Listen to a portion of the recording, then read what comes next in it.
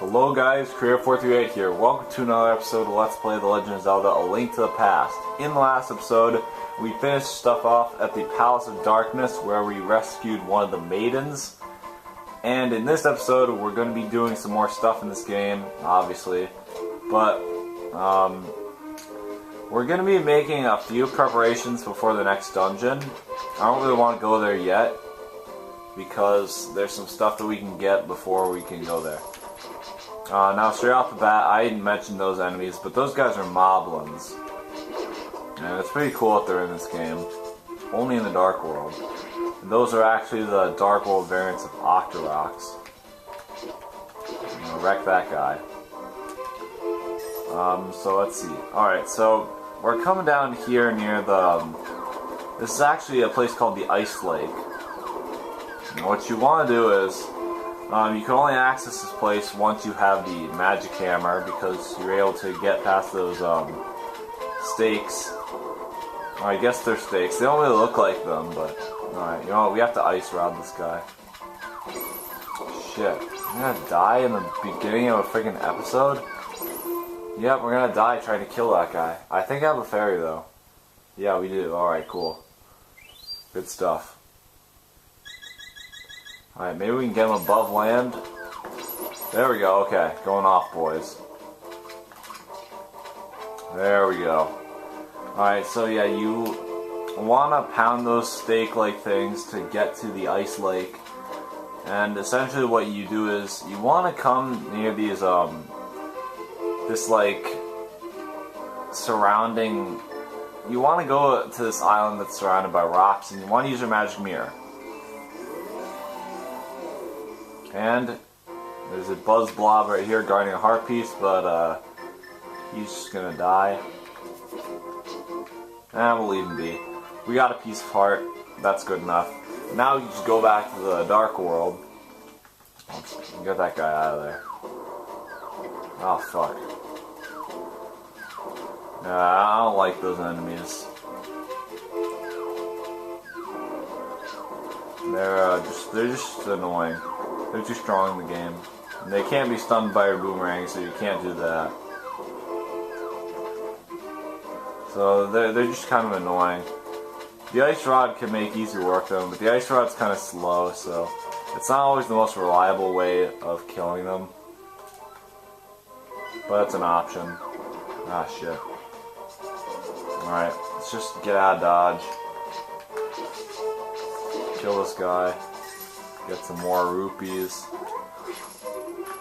Shit, there's a moblin in the grass. I'm not sure I ever mentioned it, but sometimes enemies can come out of the grass, even in the Dark World. So yeah, that's something. I'm not really talking that much. I don't have much to talk about. Alright. Oh, there we go. I was about to say, it looks like the apples weren't really gonna fall down there.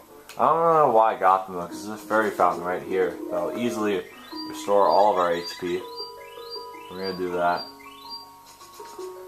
And I don't really want to cut because we're kind of close to an area that I want to go to, which will get us another heart piece. So we're gonna go there. We're gonna plow through these guys and lose our sword beams. Wreck those guys. Got the young double kill, the triple kill even by those standards. By the FPS standards, where it has to be within 5 seconds. We got him. So now what we want to do is we want to go over here. Ah, shit.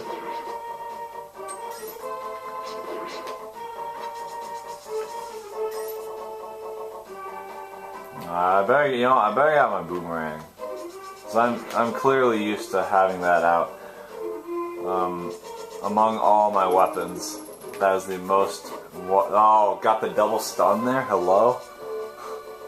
That's the one I'm most used to using. So you want to come over here. In here is actually an archery minigame, but thankfully that is not what gets you a heart piece. Because in every Legend of Zelda game since Ocarina of Time, they thought... Well, actually, wait, does Wind Waker have one? Well, pretty much, the point is, pretty much every Zelda game the mentality of the game designers is, oh, let's make archery minigames because everyone likes those. No, everyone hates archery minigames, and yeah. Pretty much every 3D Zelda game, aside from maybe Wind Waker, but someone can refresh my memory on that in the comments if they'd be so kind, as to whether or not there is a archery minigame in the Wind Waker, because I don't remember. But it's actually it's actually being held by this guy, the heart piece. Welcome to the treasure field. The object is to dig as many holes as you can in 30 seconds. Any treasures you dig up will be yours to keep. It's only 80 rupees to play. What do you say? So, we either want to dig or don't. Now, the reason you want to do this is, you can actually dig up a heart piece from this minigame, and that is what you're looking for. That is the aforementioned treasure that you're looking for. However, it's random, so it's not really the easiest thing to get it. It's more so reliant on RNG. But, I mean, it's not really that painful to look for. You just really want to dig up as many holes as possible and make sure you don't hit any stones. You actually rent a shovel in this minigame.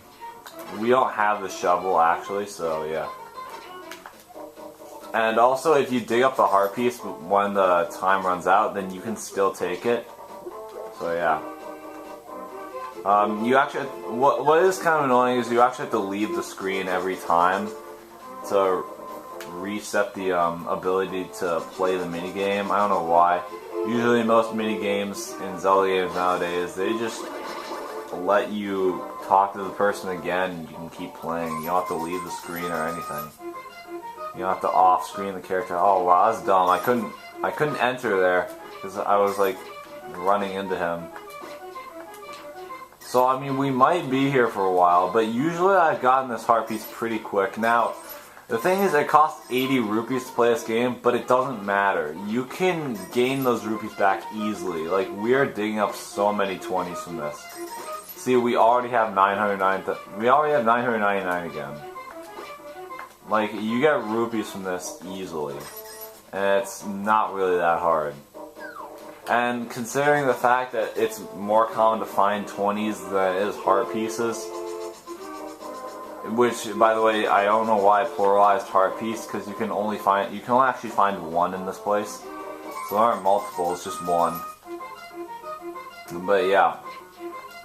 That should just scream, okay, it's really easy to get my money back from this minigame, and it's not even a problem. But like, I won't even need to actually get the money. I really should just focus on digging up as many holes as possible, because I'll probably still have enough time to pick up the collectibles, maybe. Shit. I missed, oh my gosh, I'm wasting a ton of time. So we could be here for a while, as I said. Which kind of sucks, because, yeah. So I guess while we're playing this really interesting minigame, it's not really that interesting. It's kind of boring actually. But I guess I'll talk what I love talking about most in this game and Plants vs Zombies apparently. Aside from the actual games themselves, talk more about Splatoon.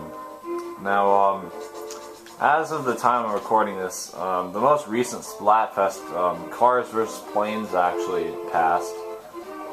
And I was on Team Plane, and we didn't win.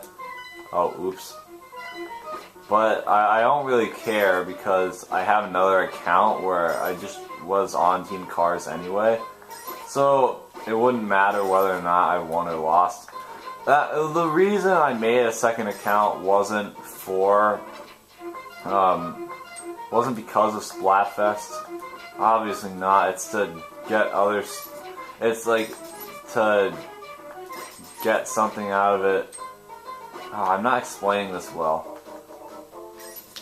It's like to it's for reasons. One of the I won't tell you all the reasons why, for reasons that I can't explain to you. But one of the reasons why I made another account was to practice Rainmaker, because I was pretty high up in the ranks.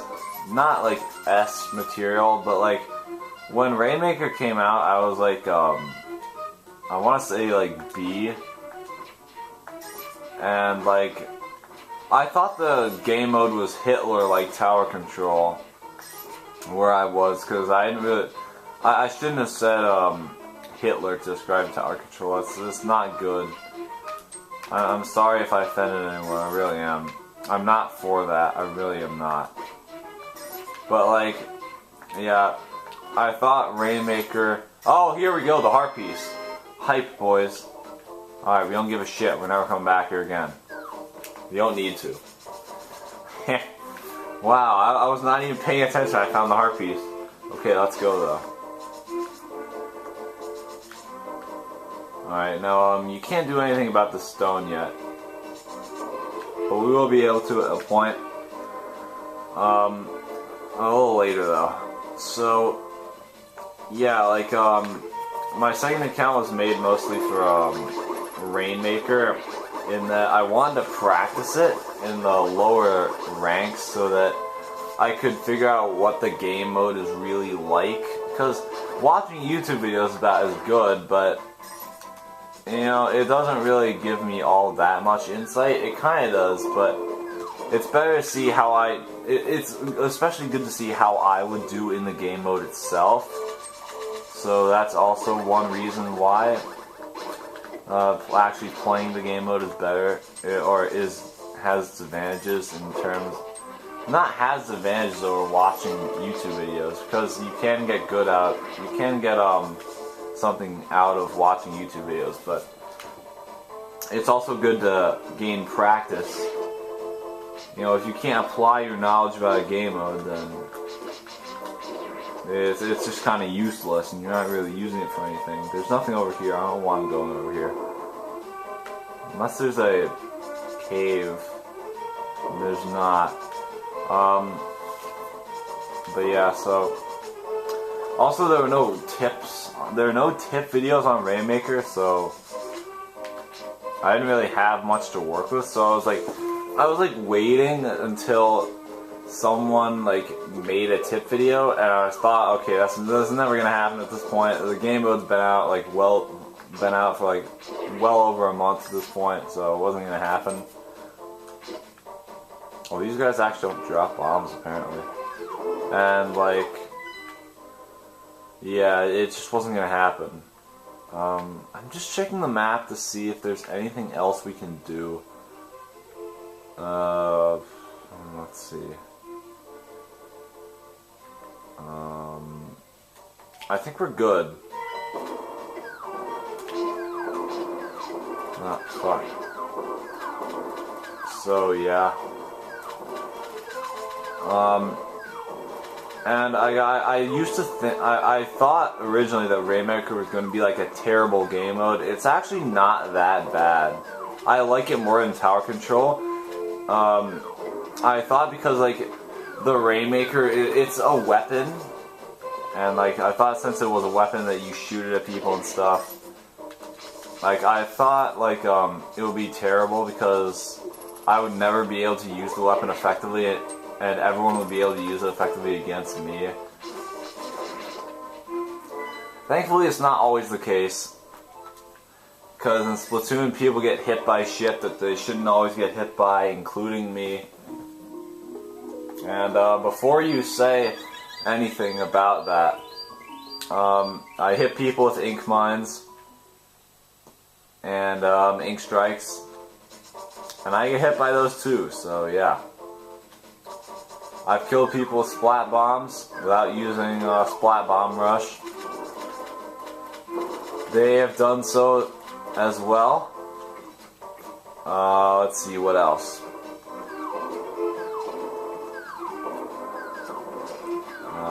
Fuck. Let me just think. I know there's other instances. Suction bombs. I've killed people with those. They have also killed me with those. I mean, to be fair, suction bombs have a little more blast radius than ink, well, not ink mines, but I mean, fucking, oh, there's a real hand. He'll tell you a story. I don't want to talk to him right now because I'm telling you guys something, but, fuck. What am I talking about? Oh, yeah. Suction bombs have more, have a little higher blast rates than, splat bombs, but they take long to explode, so, like, it is possible to avoid them. It seems like one of those things that'll be a little circumstantial to get hit by. We can't get across there. Actually, we can. We're gonna just pause what I was saying and read this. Link. Did you know that if you destroy frozen enemies with the hammer, you will often get a magic decanter? So that's what I was saying. That's just there for Hospital to tell you that, and that's where I found out about that. I found it out in my last playthrough, but anyway. And yeah, the idea is people can definitely get hit by stuff in Splatoon that they probably shouldn't get hit by, but they do, including myself. Even if they can technically be easy to avoid. You can also take killer whales, for example. But anyway, yeah, I thought it was going to be a crappy game mode just for that. But it's actually not. Like, it's not the hardest thing in the world to kill the Rainmaker user, thankfully. And just the game mode seems so much more balanced than Tower Control does, in my opinion. Maybe I'm a little biased because I wanted it more, but like, oh, I guess these guys take your arrows too. I didn't know that. You got back. Yeah, like, it's not completely unbalanced. And, I mean, you can lose it quickly, but not if you put up a fight. Like, if you really put up a fight, you won't go down that easily, I feel like. But you can. Even if sometimes you put up a fight and you still go down easily. But, you know. So yeah. Basically though, I'm veering off from my point. I joined the other Splatfest team on my alternate account, which is Team Cars. And I joined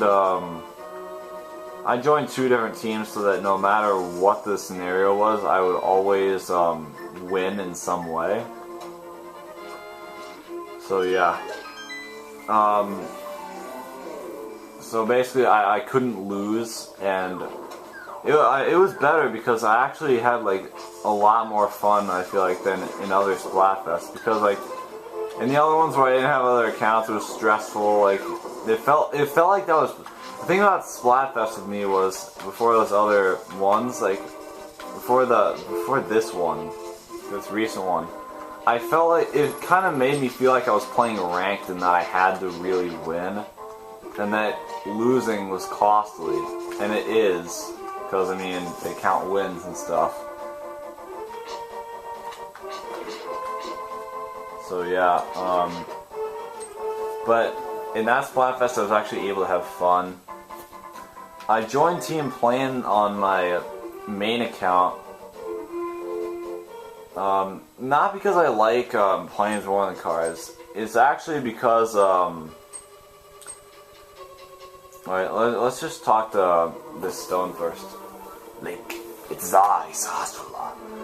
Objects exist simultaneously in both worlds with similar shapes. And the form of a thing changes. If the form of a thing changes, it will affect the shape of its twin in the other world. So that's actually a hint of what we have to do.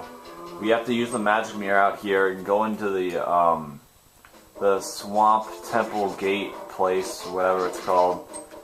And yeah, we pull the switch. Oh, come on. Oh, invincibility frames, boys. Let's go. And we pull the switch in this light world, in the Hyrule world, and the same effect will happen in the dark world. Oh, I just screwed it. Hold on. So yeah, I'm going to tell you why I joined Team Plane. I joined Team Plane because of, if you guys have ever played Sly 3, Band of Thieves, I haven't, but I've seen Prince Boo's Let's Play of it. I remembered, like, the car versus plane thing made me think of, it made me think of the part of Sly 3 where you're in the plane and you're shooting down enemies, and you're in like the playing contest, the flying contest, whatever, and like it just made me think of that, and I was and it just made me think of me as in game of Splatoon. I would be like shooting down other people in planes. I don't know why that made me think of that. Maybe because the contest really did that. Anyway, I'm sorry I didn't do much in this one, guys, but we are going to end it off here. We're going to be doing more stuff in the next one, though. Next time on The Legend of Zelda: Link to the Past, we will definitely go through the water dungeon. I will have the name for this one next time for you guys, and we will go through this one. Maybe we'll finish it, maybe we won't, but we'll see what we get through, and I will see you guys next time. Take care.